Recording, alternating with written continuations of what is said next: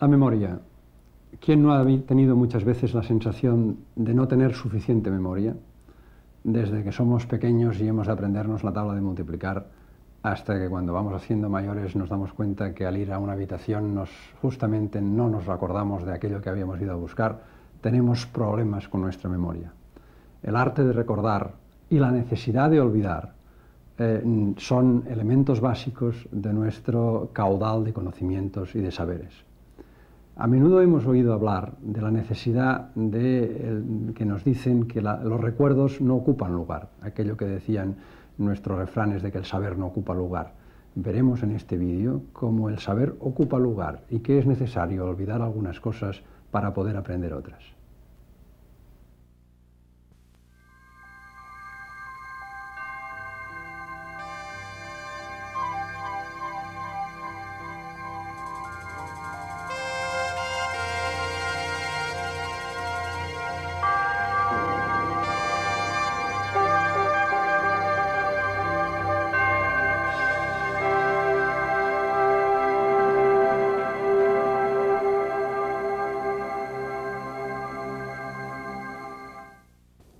La razón por la que los psicólogos piensan que hay más de un tipo de memoria se debe al llamado efecto de posición serial. Ahora, si intentan memorizar, pueden darse cuenta de lo que es el efecto de posición serial. Si quiero sacar provecho de lo que aprenda hoy aquí, voy a tener que recordarlo. La información, las imágenes, los sonidos y algunas veces incluso los olores y texturas, de un modo u otro, tienen que ser traducidas a códigos que mi cerebro pueda almacenar para poder recuperarlas cuando las necesite. Para sobrevivir, tengo que recordar qué cosas son peligrosas y cuáles son comestibles. Las imágenes, las ideas, el lenguaje, incluso mis acciones físicas tienen que estar representadas en mi memoria y, por tanto, recuperables para asistirme cuando sea necesario.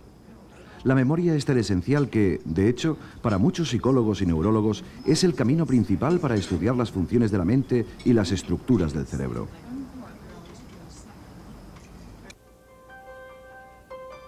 Los expertos calculan que el cerebro humano puede almacenar un promedio de 100 trillones de bits de información, aunque seamos capaces de olvidar incluso las cosas más simples. ¿Ha discutido la desviación con el director Casey? Cuando nuestro sistema de memoria nos falla, podemos olvidar o dudar de lo que hemos aprendido, de algo que sabemos o de aquello que hemos visto con nuestros propios ojos, debido a gran variedad de razones. Dígame cualquier cosa que pueda recordar.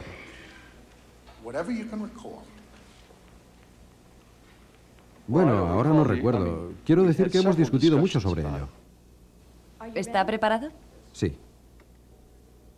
Las investigaciones sobre el olvido nos dan a entender que la memoria es un complejo proceso psicológico, un proceso dinámico influenciado por muchos factores. Colegio, agua,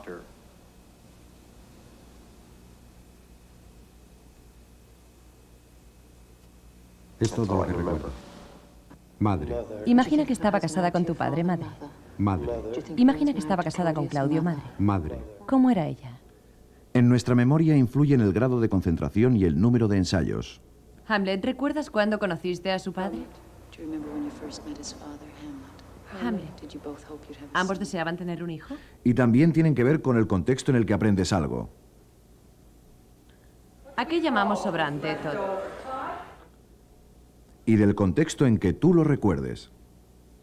¿Carrie? 5. Bien, 6 veces 5. Muy bien, cariño. Y también depende de tu motivación. Puedes estar motivado para recordar u olvidar hechos psicológicamente relevantes, que quedaron mezclados en tu memoria con tus deseos, temores y fantasías. Y por último, el estado de tu memoria puede estar marcado por tu estado físico y condición biológica.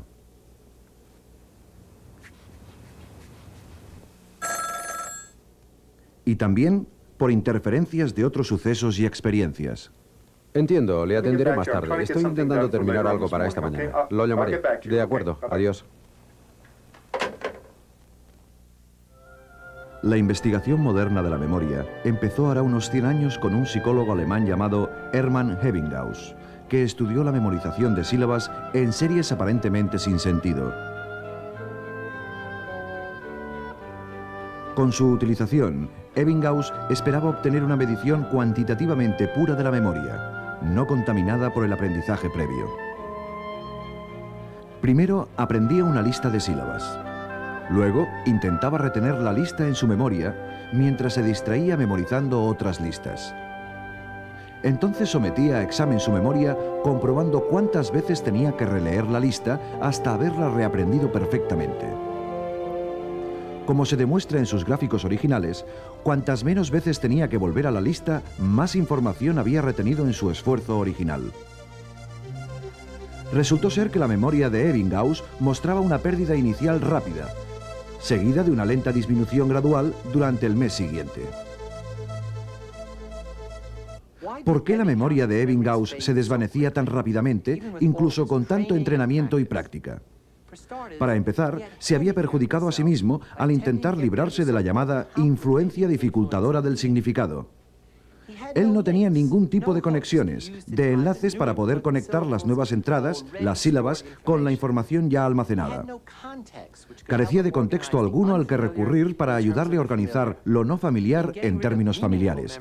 Al eliminar los recuerdos con sentido, Ebbinghaus, sin saberlo, se alejó de una de las estrategias más poderosas de la mente humana: descubrir el sentido, el orden y la organización y la información que ello conlleva.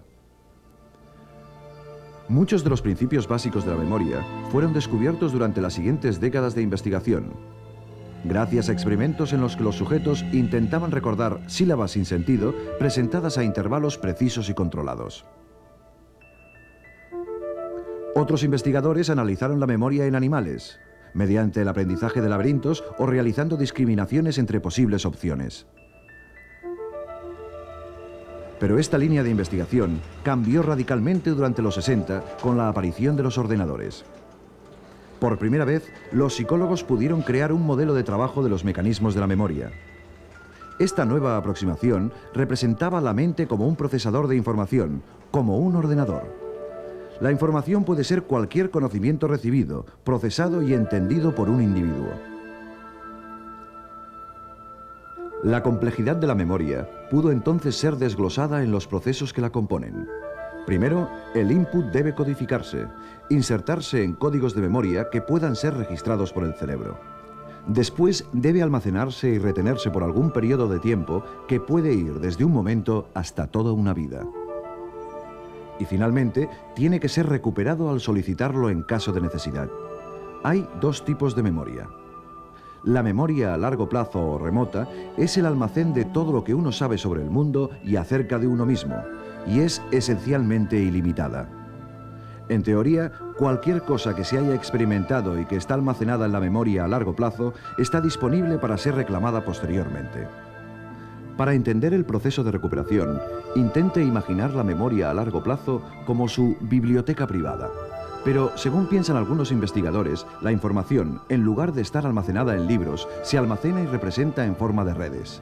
En estas redes asociativas, cada pieza de información o concepto se halla vinculado a una familia de otros con los que comparten algunas propiedades comunes. Activando cualquiera de estos conceptos en la red, se activan otros asociados a ellos. Este proceso de activación se extiende rápida y automáticamente, no solo en las redes, sino también a través de otras vinculadas significativamente al individuo. Para ser consciente del resultado de este proceso de activación, para poder identificar y entender qué pasa a mi alrededor, se necesita algo más que la memoria a largo plazo. Esto es debido a que la memoria a largo plazo es como un almacén de información pasivo y no un despachador de información activo. Por lo tanto, necesitamos un segundo sistema de memoria. Necesitamos la memoria a corto plazo o reciente. La memoria a corto plazo actúa de manera transitoria y contiene todo el conocimiento corrientemente en uso. Toda nueva información, aquello a lo que prestamos atención ahora mismo, debe pasar primero a través de este estrecho canal.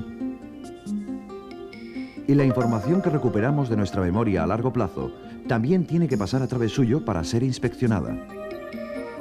Pero la memoria a corto plazo tiene dos grandes limitaciones. Para empezar, solo puede retener una pequeña cantidad de información, y además, dicha información solo puede retenerse por un corto periodo de tiempo. Se desvanece tan pronto desviamos nuestra atención a otra parte. Lo nuevo siempre aparta lo antiguo. A pesar de todo, nuestra memoria activa a corto plazo es parte esencial de nuestro estado psicológico. Encadena estímulos aislados en episodios y estos en historias, como lo hacemos al conversar, trabajar, leer, jugar y abarcar el mundo. La memoria a corto plazo hace todo esto, a pesar de no poder retener nada más de medio minuto. Y solo puede almacenar entre 5 y 9 ítems con un promedio de 7. ¿Cómo podemos, pues, paliar las limitaciones de la memoria a corto plazo? En primer lugar, nuestros recuerdos pueden retenerse durante más tiempo si repetimos la nueva información con cuidado y sin distracciones. En segundo lugar, podremos retener más información si agrupamos los ítems según un modelo, algo con lo que estemos ya familiarizados. Este proceso se denomina fragmentar. Un fragmento puede ser una palabra, una frase con sentido o una secuencia de números, y 7 fragmentos pueden llevar mucha más información que 7 ítems. Por ejemplo, después de que yo enumere la siguiente secuencia en voz alta, me gustaría que me la repitieran número a número. Ahí va. 1, 7, 7, 6, 1, 8, 1, 2, 1, 8, 6, 1, 1, 9, 1, 4, 1, 9, 4, 1. Es difícil, ¿no? Bien, me pregunto si no lo haría mejor si leyera la secuencia de este modo. 1776, 1812, 1861, 1914, 1941. En vez de 20 números a recordar, tienen solo 5 fechas. En vez de 20 bits, 5 fragmentos de información conocida de la historia de América. Aprendemos nuevo material, relacionándolo y asociándolo al antiguo. Gordon Bower, psicólogo de Stanford, especialista en técnicas para mejorar la memoria, conocidas como entrenamiento mnemotécnico. Cada problema de memoria puede separarse en estadios diferentes. Uno tiene que ver con el archivo de material original, es decir, aprender mientras se está estudiando. Mientras que el otro estadio está relacionado con ser capaz de retenerlo mientras está siendo examinado o se te pide recordar. Hay diversas técnicas para mejorar la memoria. Una de ellas, que es muy efectiva, se denomina palabra clave. Se trata, en primer lugar, de aprender un grupo de indicaciones o claves que se asociarán a lo que se desea recordar. Veamos, recuerde esto. 1 es un búho. 1 es un búho. 2 es arroz. 2 es arroz. 3 es un pez. 3 es un pez. 4 es un gato. 4 es un gato. 5 es un brinco. 5 es un brinco. Bien, estas son las partidas o ítems de palabras sin relación que me gustaría que recordaras. Asocia cada ítem de la lista con los fragmentos sucesivos. Primero, el número 1 es un árbol. Árbol.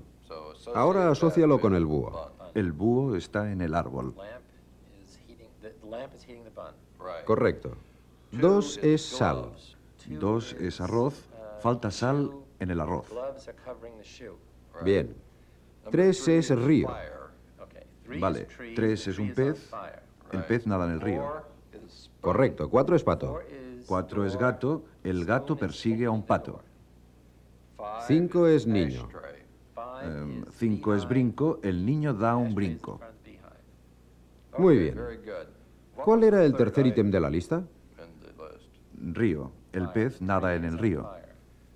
Me gustaría que repitieras toda la lista de ítems al revés. De acuerdo. 5, brinco, niño. Correcto. 4, gato, pato. Bien. 3, pez, río. Bien. 2, arroz, sal. Bien. 1, búho, árbol. Muy bien, los has acertado todos. Bien, ahora puedes ver cómo funciona un encajamiento entre el proceso de almacenaje, el proceso de aprendizaje y el plan de recuperación. En la mayoría de mnemotécnicos, la principal característica es la rima. Sigmund Freud fue el primero en reconocer que lo que recordamos y lo que optamos por olvidar puede ayudar a mantener nuestro sentido de integridad y autoestima. Freud describió el proceso de represión en el que el ego se defiende contra la información y los pensamientos inaceptables, sacándolos de la conciencia y reprimiéndolos y almacenándolos en el mundo del inconsciente. Pero alguno de ellos, dice Freud, intentará liberarse y asomarán disfrazados en sueños, en lapsus verbales y en síntomas de malestar mental. Algunos recuerdos tienen más sentido para nosotros por lo que se denomina el proceso constructivo del recuerdo. Para conseguir que información nueva encaje mejor entre lo que ya sabemos y creemos, acentuamos algunos detalles, eliminamos algunos y reinterpretamos otros. De esta forma, construimos temas consistentes e historias coherentes, incluso a partir de información inconsistente y ambigua. Estos dos procesos constituyen un principio central de la memoria. Cómo y qué recordamos está determinado por cómo somos y qué sabemos a priori. Cada día veo una cantidad enorme de gente y recibo muchísima información. Pero, ¿cuánto de ello recordaré? Como hemos visto, la respuesta dependerá no solo de cuánto me concentro y de las distracciones que se presentan, sino también de quién soy y de lo que ya sé. Pero, ¿cómo se traducen todos estos factores en el funcionamiento actual de mi memoria? La respuesta tiene que ver con algo llamado esquema. Los esquemas son los marcos de nuestras ideas básicas y preconcepciones sobre la gente, los objetos y las situaciones. Toda la nueva información que aprendemos se organiza relacionándose con esquemas existentes. Y muchas de nuestras construcciones de la memoria surgen al tratar de encajar nueva información en antiguos esquemas. ¿Cuántas cosas de las que hay en esta oficina sería capaz de recordar? En un experimento para demostrar el poder de los esquemas, algunos sujetos pasaron algunos minutos en esta habitación. Más tarde se les interrogó sobre su contenido. Lo que los sujetos recordaron estaba fuertemente influenciado por su esquema mental de lo que hay en una oficina típica. Ellos recordaron correctamente objetos que correspondían a los de su esquema de oficina. Recordaron peor los objetos que no formaban parte de su esquema. Y recordaron erróneamente objetos que suelen estar en una oficina, pero que no estaban en esta en concreto. Los esquemas también influyen en nuestra percepción y comprensión del mundo. Un artista de San Francisco, Franco Magnani, pintó de memoria un cuadro del pueblo italiano en el que había nacido. No había visto su pueblo desde hacía 30 años. Comparemos ahora otra de sus obras con estas fotos recientes del pueblo, tal como realmente es, un lugar que ha cambiado sustancialmente.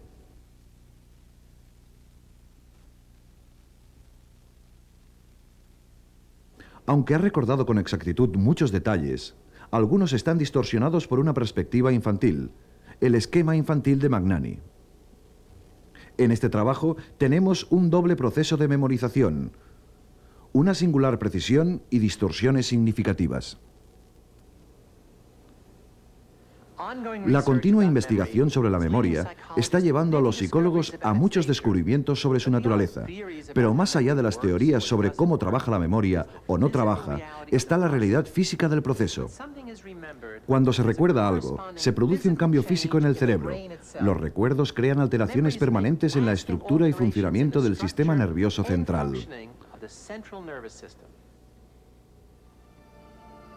Cada unidad de información que adquirimos en la vida se codifica en las neuronas del cerebro. Estas huellas de la memoria o grabaciones generan el substrato biológico de la memoria humana. Un grupo de grabaciones forma los cimientos de todo lo que sabemos hacer. El proceso del conocimiento que está detrás de cada acción cualificada. Otro grupo engloba todo lo que sabemos, todo lo que definimos como conocimiento semántico del mundo de los conceptos, las ideas y las cosas. Otro grupo de grabaciones trabaja al servicio de nuestra memoria episódica. Nuestras experiencias personales diarias, cada una ligada a un tiempo y a un espacio donde y cuando ocurrieron. Trabajando juntos, estas grabaciones establecen nuestra perspectiva personal e individual de la vida. Pero, ¿dónde están localizadas estas grabaciones? ¿Cuál es la anatomía de la memoria? La búsqueda de dichas grabaciones comenzó hace 40 años con los trabajos del psicólogo Carl Schlassley. Utilizando ratones como cobayas, Laszlo los entrenó para aprender laberintos. Después, eliminaba parte de su corteza cerebral y repetía los tests de memoria. Descubrió que la memoria sufría más cuanto más tejido cerebral eliminaba, pero parecía no importar de qué parte de la corteza retiraba el tejido. Laszlo concluyó que la memoria no estaba localizada en ninguna área específica del cerebro.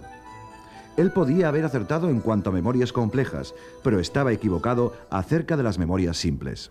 Otros continuaron la búsqueda de las escurridizas grabaciones de memoria, entre ellos Richard Thompson, de la Universidad de California del Sur. Utilizando conejos, Thompson consiguió encontrar una de las grabaciones de memoria marcando la parte del cerebro involucrada en el condicionamiento y en el recuerdo. El primer éxito de la investigación ha consistido en localizar el lugar de almacenamiento de los recuerdos en el cerebro. Seleccionamos una fórmula muy sencilla de aprendizaje, un condicionamiento clásico desarrollado por primera vez en Rusia por Pavlov como modelo para estudiar dónde se almacena la memoria.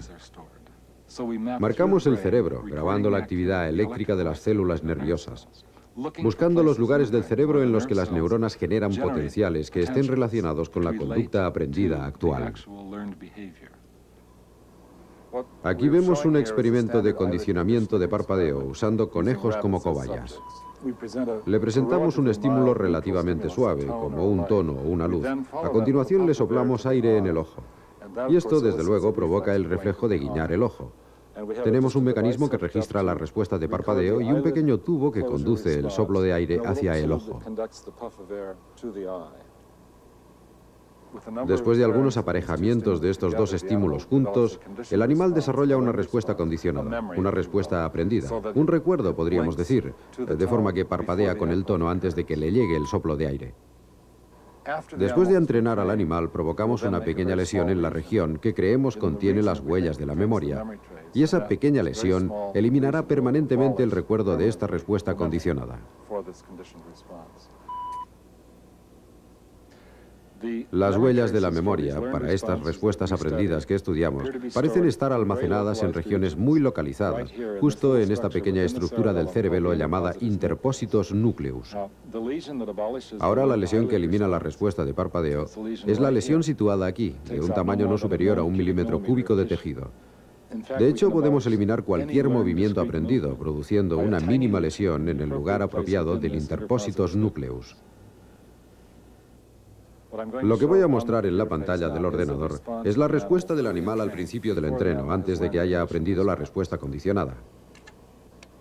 Esta es una grabación de la respuesta de parpadeo. Emitimos un tono y no hay ninguna respuesta. Soplamos aire en el ojo, un reflejo de parpadeo, se cierra el ojo. Estrictamente un reflejo anterior al aprendizaje. Esta es una respuesta condicionada bien aprendida por un animal que ha sido bien entrenado antes de ser intervenido quirúrgicamente. Se emite el tono en este punto y podemos comprobar que se ha desarrollado correctamente la respuesta de parpadear que se produce en el punto donde se generaría el soplo de aire. Tenemos una respuesta refleja al soplo de aire. Esta es la respuesta condicionada. Después de la intervención podemos ver que el recuerdo de la respuesta aprendida ha desaparecido completamente.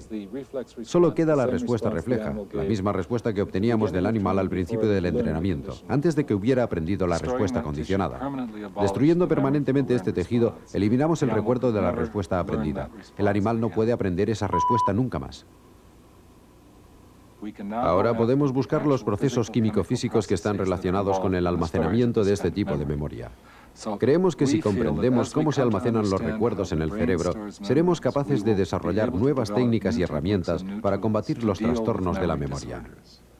Por tanto, podemos considerarlo un hallazgo muy útil y ahora yo creo que viable. La memoria es esencial para la identidad de las personas. Nos conecta con nuestro pasado y proporciona coherencia a la personalidad y un propósito en la vida. La gente que pierde sus recuerdos nos proporciona una información muy importante sobre el tema. Quizás el tipo de grave pérdida de memoria más conocido sea la amnesia funcional, provocada por factores psicológicos. Se da normalmente en personas con estados agudos de ansiedad o histeria, que inconscientemente huyen de una situación de su vida extremadamente desagradable, eliminando todos los recuerdos sobre ella. Este bloqueo de la memoria puede eliminarse a menudo mediante la psicoterapia y la hipnosis. Pero las pérdidas de memoria más permanentes son debidas a la destrucción de tejido cerebral, que puede observarse mediante técnicas de imagen cerebral. La amnesia orgánica, así denominada, puede ser causada por una lesión en el cerebro, enfermedad, alcoholismo, intoxicación química y senilidad. Todas ellas interrumpen los circuitos de memorización del cerebro. En la enfermedad de Alzheimer, que afecta a millones de norteamericanos, a partir de los 50, atrofia el tejido cerebral.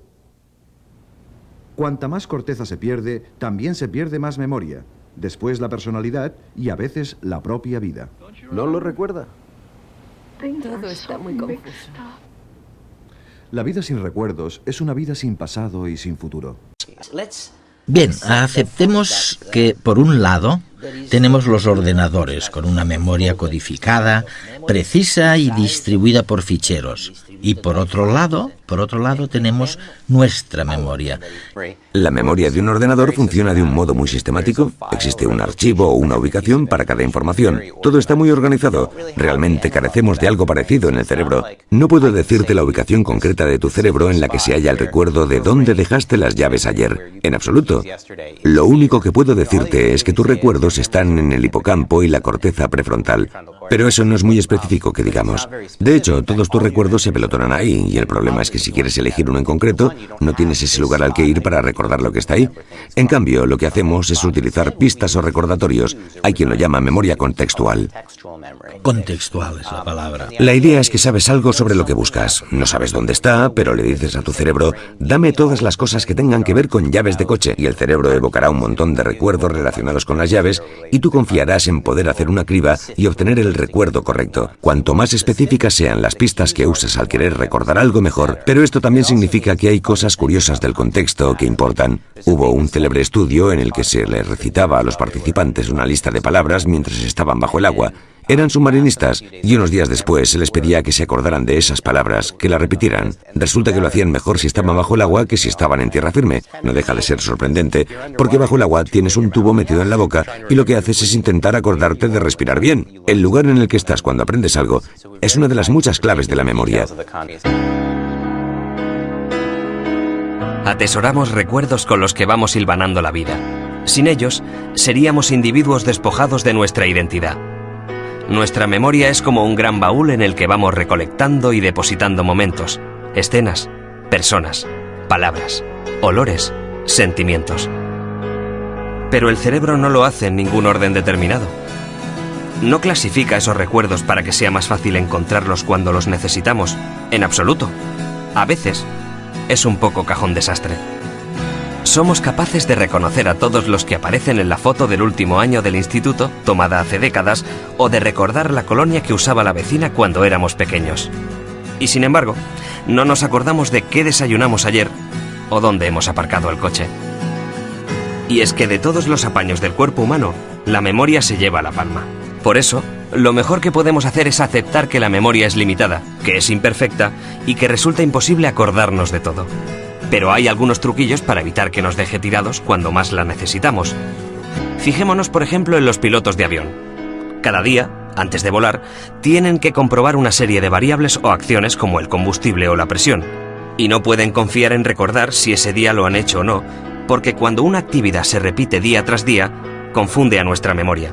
Por eso, en lugar de sufrir intentando recordar si han comprobado esto o aquello, o tal vez fue ayer, siguen uno por uno los puntos de una lista.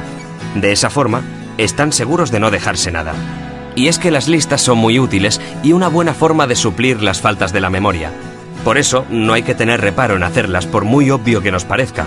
Podemos hacer listas para cosas triviales, pero también muy importantes. Otra buena astucia es fijarnos en qué cosas nos confundimos e intentar establecer asociaciones. Si cada día nos pasamos un buen rato buscando las llaves del coche, lo mejor es que decidamos un lugar y siempre las dejemos allí. De esa manera, evitaremos perder tanto tiempo cada día. No recordamos lo que queremos recordar. Los recuerdos dependen del contexto, de la frecuencia y de su consolidación.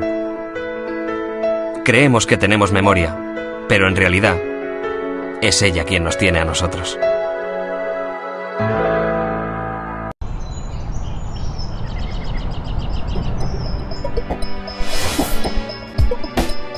nadie le extraña ya que nuestra memoria no sea un fiel registro de las experiencias vividas. El cerebro crea, completa e inventa para dar coherencia al pasado.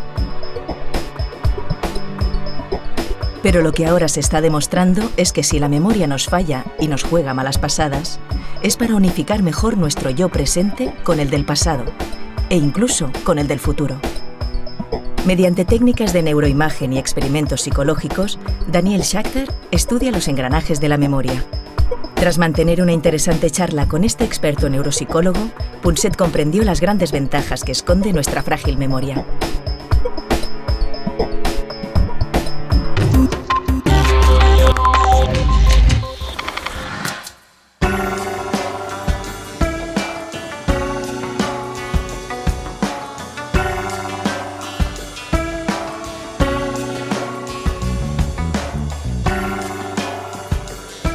Sin memoria, por supuesto, no hay pasado, ¿no?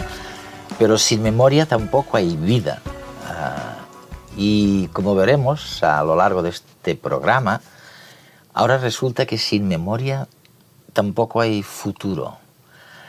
Que cuando recordamos o cuando imaginamos lo que viene, se activan partes muy parecidas del cerebro. Y sin embargo, siendo tan importante que pocos sabemos en la calle de cómo funciona la memoria. Yo mismo, por ejemplo, estaba absolutamente convencido hasta hace muy poco tiempo que los nombres estaban en un lugar determinado del cerebro y que si una vez quería yo recordar a Javier o María y me bajaba Leonor o Antonio en lugar de los otros dos, me decía, bueno, hoy están tan juntos en la misma zona que da igual, es normal que baje uno en lugar del otro de vez en cuando, ¿no? Realmente estábamos convencidos de que los recuerdos de los nombres, por ejemplo, estaban en el mismo lugar del cerebro. Y ahora llegas tú y dices, ¿qué va? Que no es así en absoluto. Bueno, cuando observamos el cerebro, ciertamente resulta difícil encontrar un único lugar en el que se aloje un recuerdo concreto, como el recuerdo de una experiencia pasada. Ahora sabemos que hay regiones cerebrales que son importantes para el almacenamiento de cierto tipo de información. Sin embargo, el recuerdo de una experiencia concreta se compone de fragmentos de información que se guardan en lugares distintos del cerebro. Y cuando recordamos, cuando tenemos la experiencia de rememorar el pasado, lo que sucede es que estos pedacitos de información vuelven a unirse desde las diferentes partes del cerebro. Y cuando evocamos una experiencia del pasado, miramos atrás y recordamos las vacaciones del verano pasado, cuando nos acordamos de que fuimos a un concierto, de la música que sonaba y del aspecto que tenía todo, lo que probablemente sucede es que hay partes de nuestro cerebro visual y partes de nuestro cerebro auditivo que se activan. Y el hipocampo ayuda a reunificar estos fragmentos de información. Entonces todas las piezas vuelven a unirse y es lo que experimentamos como recuerdo. Fantástico. El hipocampo está formado por dos pequeñas regiones enclavadas en cada hemisferio cerebral. A partir de las diferentes sensaciones asociadas a un determinado momento o espacio, el hipocampo orquesta una verdadera recreación de las situaciones pasadas. Toma información del córtex visual para reconstruir parte de la escena. Va a buscar asimismo las conexiones neuronales del córtex auditivo que conservaron las voces, los ruidos, la música, característicos de aquel instante. También recopila información de las áreas olfativas o gustativas. Así, el hipocampo puede considerarse el árbitro de la puesta en escena necesaria para revivir un recuerdo.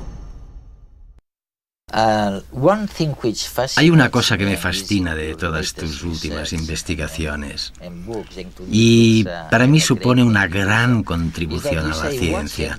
Es cuando dices que existe una especie de conexión íntima entre recordar el pasado e imaginar el futuro. Exacto.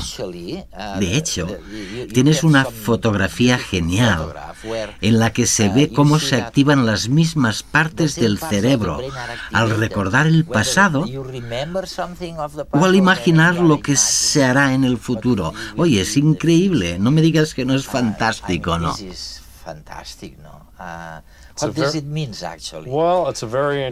Bien, se trata de una pregunta muy interesante. Estos descubrimientos de nuestra investigación son apasionantes. Tienes razón.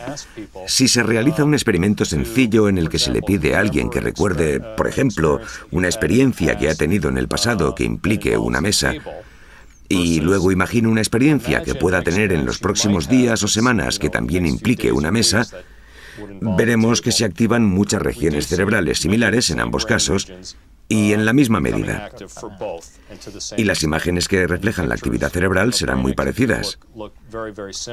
Es importante recalcar que esta actividad también incluye el hipocampo, que, como ya hemos dicho, se activa para reunificar los elementos que constituyen la memoria. También se activa al imaginar algo que no ha pasado, pero que puede suceder. Y surgen consecuencias muy interesantes del hecho de que utilicemos el hipocampo y otras partes del cerebro de un modo similar para recordar y para imaginar.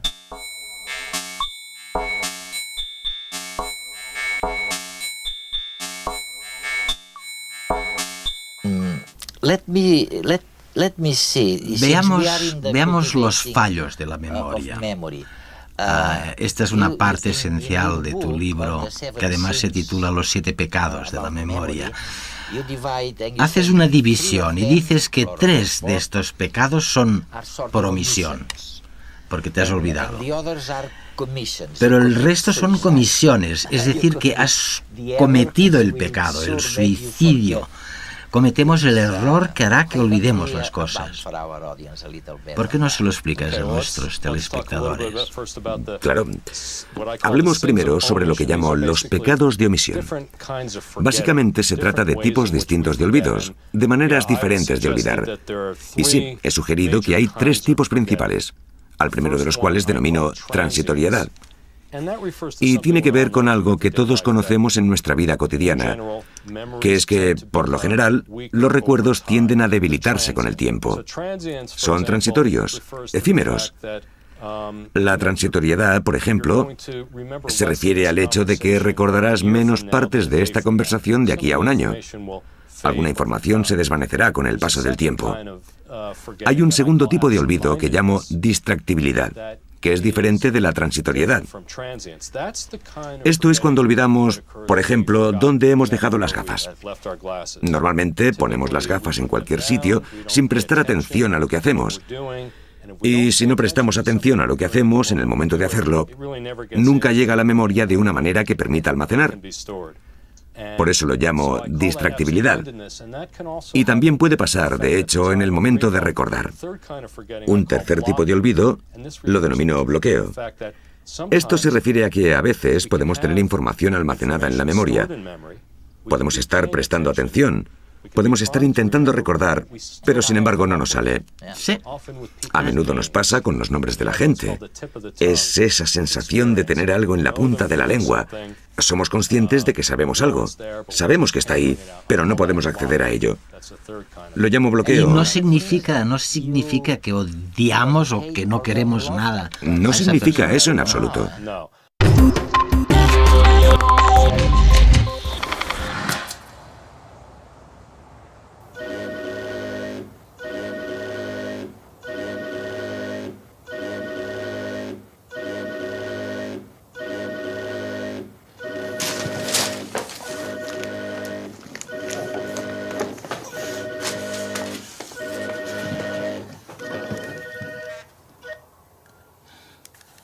Hola, mamá. Hijo, ¿me oyes?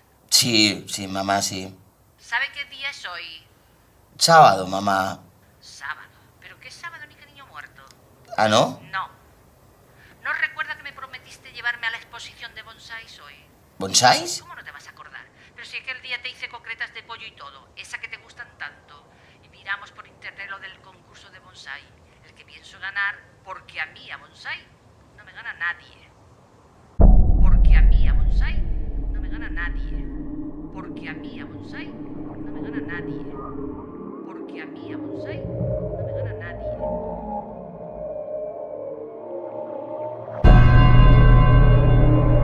¿Quién llama a estas horas de la mañana? ¿Quién va a ser? Pues yo. ¿Y ahora qué quiere? Le recuerdo que anoche bebió mucho. Su conciencia dice que demasiado. Así que no me venga ahora con exigencias, ¿de acuerdo? De acuerdo, sí, sí. Por cierto, dejó el coche aparcado en doble fila. Tal vez debería ir a ver si le han puesto una multa. Oye, ¿y tú sabes algo de unos bonsáis y de unas croquetas de pollo de mi madre? Ni idea. ¿Cómo que ni idea? Si tuviera que acordarme de todo lo que usted hace, me colapsaría. No espera que me acuerde de los calcetines que llevaba el día de su comunión, ¿verdad? No, supongo que no, pero... He de seleccionar la información que guardo. No puedo con todo. Y yo diría que los bonsáis de su madre no son algo de la máxima prioridad. Cosa que entiendo perfectamente. Pues ella bien que se acuerda, ¿eh? No sé, ¿no tendrás una papelera de reciclaje como los ordenadores o algo así? Pues... No me acuerdo, mamá, no. Pero ahora voy. Por cierto, que el otro día fui a la pescadería y no te puedes imaginar lo que se ha engordado la hija de la pescadera. Que yo creo que debe ser un problema hormonal o algo así. ¿Dónde has dejado las llaves del coche? ¿Y a mí qué me cuenta? Esto le pasa por no estar atento a lo que hace. Quiere hacer varias cosas a la vez y luego pretende que yo me acuerde de todo. Y así no se trabaja. No, señor. Si no se fija en lo que hace, yo no puedo saber dónde ha puesto las llaves. Tendrá que buscarlas de nuevo. Pues vaya memoria de pez que tengo, ¿eh? Memoria de pez, dice. Este no sabe todavía todo lo que me ha de agradecer. Pero pronto lo sabrá.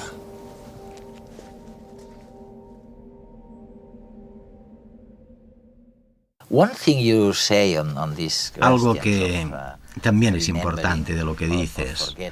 Me refiero, cuando hablamos del olvido, ¿no? A lo importante que es olvidar. Es decir, que es necesario olvidar algunas cosas para poder seguir adelante en la vida. Tienes que olvidar algo. Exacto. Es una de las cuestiones importantes que hay que mencionar sobre los pecados de la memoria. Y los llamo pecados porque solemos percibirlos negativamente. Pero también tienen una parte positiva, adaptativa, como acabas de decir. No sería deseable tener un sistema de memoria que mantuviera absolutamente todos los fragmentos de información trivial. Tenemos que olvidar ciertas cosas para hacer espacio a las cosas importantes. Sí, y no es solo olvidar. A veces bromeo con mis nietas y les pregunto, oye, ¿qué habéis desaprendido hoy en la escuela? En lugar de preguntarles, ¿qué habéis aprendido? Porque creo que a veces es mucho más importante desaprender que aprender, ¿no? Es muy importante olvidar. Sí. Y esto también nos ayuda a entender algunos tipos de errores de la memoria. Por ejemplo, uno de los pecados de comisión, un pecado de comisión, se produce cuando cometemos un error a la hora de recordar. Y a uno de ellos lo llamo atribución errónea. Este error se produce cuando recordamos algún aspecto de un acontecimiento correctamente, pero recordamos su fuente incorrectamente. Por ejemplo, un caso destacado tiene que ver con la mala identificación de un testigo presencial e implicó a un psicólogo llamado Donald Thompson, que también estudia la memoria. Se le acusó de violación por culpa del recuerdo de una testigo ocular, una mujer a la que habían violado brutalmente. Ella recordaba su cara con tantos detalles que la policía fue a por él y se le acusó de violación. Pero él dijo que ¿por qué no pudo haber cometido esta violación de ninguna manera? Pues porque mientras violaban a la mujer, yo estaba concediendo una entrevista en televisión sobre, mira por dónde, la memoria y las distorsiones de la memoria. No pude ser yo. Y resultó que la mujer había estado mirando el programa y recordaba su cara de la televisión, pero la atribuyó erróneamente al violador. Este es un ejemplo bastante extremo de atribución errónea. Pero todos cometemos este tipo de error alguna vez. De hecho, podría hacer que cometieras un error de atribución errónea en los próximos minutos. ¿Podrías? No. Si te prestas. Sí, de verdad. Ay, ¿por qué no lo hacemos? Venga. Venga, hagámoslo. Vale. Pues ahora te voy a leer una lista de palabras, ¿de acuerdo? Diré las palabras y quiero que te esfuerces en recordarlas. Y luego te haré una prueba y veremos lo que pasa. ¿Vale? Ahí van las palabras. Caramelo, ácido, azúcar, amargo, bueno, sabor, diente, agradable, miel, refresco, chocolate, duro, pastel, comer, tarta. Muy bien, creo que lo recuerdo. ¿De acuerdo? Todas. Esta es nuestra lista. Y ahora te acabo de dar una lista de 15 palabras. Todas son preciosas las Te palabras. podría pedir que intentara repetirlas, pero no lo haré. En lugar de eso, lo que haré es hacer de una prueba, ¿vale? Yo te diré una palabra y quiero que me digas si recuerdas esa palabra de la lista anterior. ¿Estás preparado? De acuerdo. Simplemente intenta decirme si estaba o no en la lista. La primera palabra por la que quiero preguntarte es sabor. ¿Estaba en la lista? No creo. ¿Crees que no? No creo. Has mencionado palabras que tenían cierta relación con el sabor, pero ninguna explícitamente, ¿eh? Pues en realidad sí que he dicho la palabra sabor. Lo dije, así que esa la tienes mal. Otra. ¿Qué tal punto? ¿Es una de las palabras? No, punto no lo has dicho. ¿No? ¿Seguro? Estoy seguro. Tienes razón, no la dije. Ahora dulce. ¿Es una de las palabras? Sí, creo que sí. ¿Seguro? Sí, casi seguro. Pues dulce no es ninguna de las palabras que he dicho. Acabas de demostrar un error clásico de atribución errónea, porque todas las palabras que he dicho estaban relacionadas con dulce. Sabías que tenían que ver con algo como dulce, como el sabor. No estabas seguro de qué. Sabor figuraba, dulce no. Pero tú has recordado dulce. Pues bien, hay varios motivos por los que sucede este error y todos tenemos tendencia a cometerlo. Un motivo es que a veces recordamos el sentido o significado general de una experiencia. Tú recordabas que todas las palabras tenían que ver con el sabor y con algo dulce, pero no recordabas todos los detalles. Se trata de un aspecto positivo de la memoria. Podemos recordar la esencia de lo que sucede. Hay algo relacionado con esta atribución errónea que yo denomino sugestionabilidad. Se trata de otro de los errores de comisión. En este caso, simplemente le sugerimos algo a alguien que podría haber pasado, incluso si no pasó, y muchas personas llegan a creer a través de la imaginación que sí que ocurrió. Nuevamente, esto es muy importante en situaciones de testigos oculares, donde se realiza un interrogatorio para sugestionarlos y se intenta influir en ellos de un modo planeado para que lleguen a creer que pasó algo concreto, y a menudo lo hacen, aunque no sea cierto. Mucho depende de las convicciones que tengan, ¿no? A veces pienso que muchas personas toman decisiones no en función de lo que ven, de lo que es bueno o malo, sino en función de lo que creen, en función de sus convicciones, si es bueno o malo, moral, inmoral. Es verdad. Esto también tiene un papel muy importante en la memoria. De hecho, está muy relacionado con el siguiente pecado de comisión que yo llamo sesgo. El sesgo, sí. Sesgo retrospectivo. Esto se refiere a que los recuerdos a menudo están influenciados y distorsionados por nuestros conocimientos, sentimientos y creencias actuales. De nuevo, no es que simplemente desenterremos algo que sucedió en el pasado de una manera totalmente neutral, sino que a veces lo que sabemos, creemos y sentimos en el presente afecta a nuestras evocaciones de lo que creemos que sucedió en el pasado. Ha quedado claro en nuestras investigaciones. Probablemente muchas conductas dogmáticas y crueles, incluso terroristas, tienen que ver con esta capacidad que has mencionado, ¿no? Con esta capacidad de actuar en función de lo que crees y no de lo que ves. Creo que probablemente sí, porque si tus creencias te hacen distorsionar el pasado para adecuarlo a lo que crees, entonces esas creencias se acaban reforzando y se vuelven mucho más fuertes.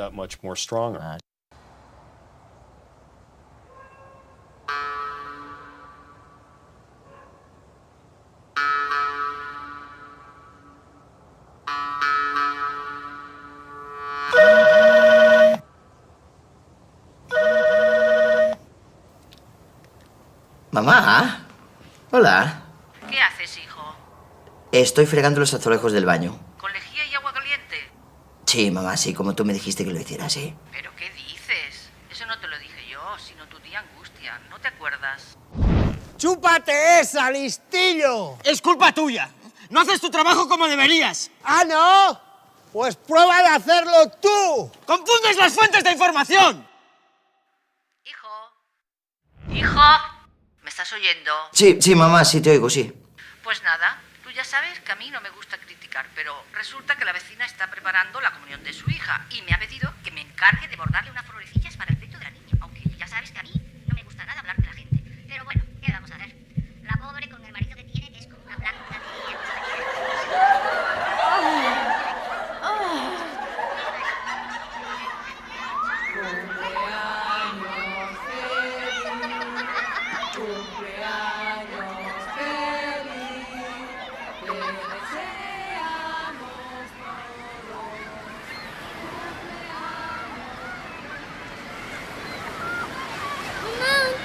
¡Me ha picado un tiburón! ¿Sabes de qué me acabo de acordar, mamá? De esa vez que me picó una medusa y yo creía que era un tiburón y no me quise volver a bañar en todo el verano. ¿Pero qué dices? A quien le picó la medusa fue a tu hermano. ¿Cómo? Y no veas cómo se le hinchó. Tenía la pantorrilla que parecía un chorizo de cantimpalo. Serás cretino, me has mentido, te inventas mis recuerdos. Tranquilícese. Piense que cada vez que recuerda, en realidad lo que me encarga hacer es reinventar de nuevo lo vivido. Tengo que hacer malabares para unir todas las piezas y construir una historia, sobre todo cuando es tan antigua. ¿Sí? ¿Qué morro tienes? Por cierto, ayer me encontré con esa chica tan mona con la que salías. ¿Cuál? Se ha engordado un poco. ¿Susana? Otra como la hija de la pescatera, que en cuanto tenga críos se van a quedar como una mesa camilla. Es que No sé por qué la dejé, ¿no? de cadera ancha y contra Con lo bien que nos llevábamos. ¿Pero qué tonterías está usted diciendo? ¿Qué no ves que estoy hablando por teléfono? Si se llevaban a matar. Y además lo dejó ella. No, perdona, eso no es verdad. Además, conservo muy buenos recuerdos de ella, ¿eh? Lo que pasa es que no recuerda los malos. ¿Qué? Venga conmigo.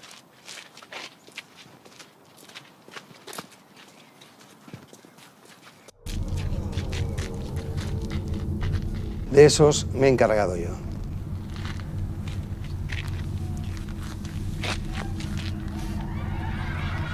Vaya. No recordaba que los compañeros del parvulario me metieron en el cubo de la basura. Ni aquella vez que me hice pipi estando de campamento. Susana. ¡Que me dejes en paz! ¡No quiero volver a verte nunca más! Y sí, efectivamente. Ella me dejó. Venga, no se mortifique más. Y deje que me encargue de gestionar estos asuntos. Confíe en la memoria, que es sabia, ¿lo ve? Así vive mejor y está más tranquilo. Un momento, también recuerdo cosas malas. Como aquella vez que se enfadó tanto conmigo que estuvo semanas sin hablarme. Bueno, eso es porque no le he dejado olvidarlo, porque fue una lección para usted. Claro, si recuerdo esto, puedo aprender a no cometer el mismo error otra vez. Exacto, esa es la clave. Ahora sé lo que tengo que hacer. Quizá pueda volver a intentarlo, ¿no? Tienes razón. Gracias por todo, ¿eh? Y ahora me da las gracias. Qué ingratos son los humanos. En un instante se habrá olvidado de todo lo que hago por él. Susana.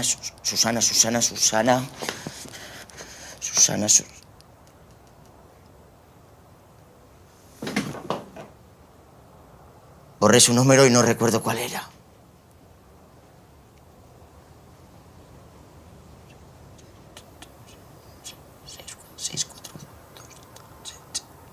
Seis. Creo que empieza por 6. Todos tienen un 6. Ya. ¿Hay más de un 6? No. Ayúdame. Dame alguna pista, no sé. Y hay un 9, además. Un 9. Un 9. Sí, un 9. Pero, ¿y el orden?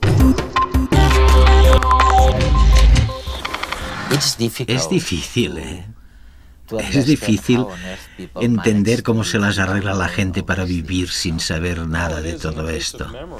Bueno, sí, en el caso de la memoria, entender la memoria es importante, no solamente para comprender nuestras vidas, sino también, por ejemplo, para casos como el que hemos comentado antes de los recuerdos de los testigos oculares, donde es fundamental entender si sus recuerdos son exactos o no lo son. Porque un recuerdo impreciso de un testigo ocular puede provocar que personas inocentes vayan a la cárcel. Dan, después de tantos años de estar estudiando y profundamente la memoria, ¿te fías más o menos de tu propia memoria que antes? Vaya, buena pregunta. Pues depende. Creo que confío mucho menos en la memoria para los detalles concretos de lo que sucedió hace mucho tiempo. Ahí es donde creo que está a menudo la vulnerabilidad de la memoria. En recordar detalles concretos y especialmente las circunstancias en las que sucedió una experiencia.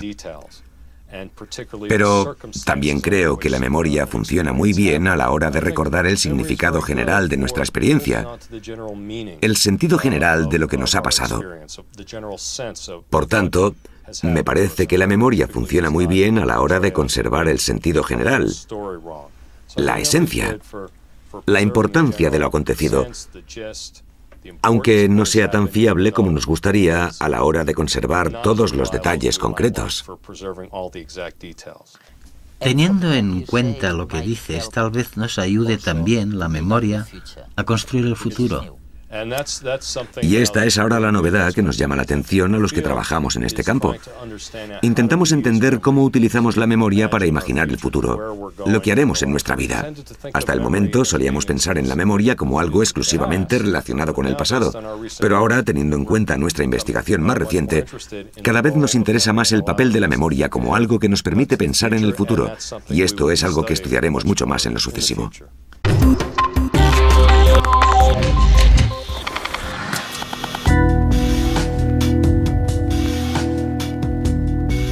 O sea que, como decíamos al comienzo, realmente la memoria no solo nos sirve para el pasado, para explicarnos lo que ha sido nuestra vida, sino para concebir, para diseñar, para pensar lo que será nuestro futuro. Es impresionante, ¿no? Pero cada vez la separación supuesta entre futuro y pasado, entre vida y no vida, entre lo que es inerte y lo que está vivo, es más borroso.